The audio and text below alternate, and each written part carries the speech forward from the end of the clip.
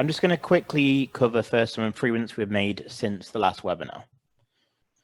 The first one is actually a behind the scenes change, and it's in the stability and speed of logs. That's in terms of ingest and querying. With ingest, we've added some finer grained controls to our agent. You can have a bit more control of what exact data you send, and there'll be a bit less of a heavyweight FusionReactor log presence by default.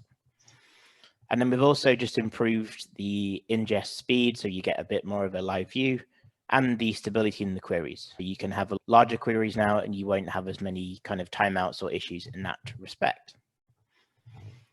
The second one is we have now allowed you to zoom into the data on graphs like we do with the dashboards. So if I take a section of my graph and I highlight it, it will actually show you the log lines for that time period. Now, if you have a log query, which is going to give you a graphical view, if you highlight that graph, it will give you those log lines for the time.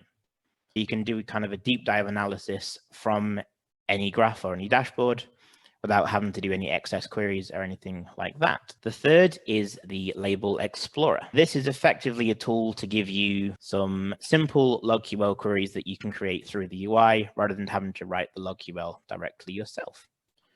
So here you can see I can select the jobs I need, any applications I have, any file names I have. So for example, if I want standard error, or any other labels you can send us. And then also we have a text search field. If there is a specific phrase you're looking for, you can add that here, and it will append it to your query and give you one that's fully functional. That way you can then search your logs with that query without having to generate it yourself. The fourth, and this isn't something I have an example for, but we've added support for the log pattern parser. You can see with the logs I'm sending, it's got the key value pairs that work with log format.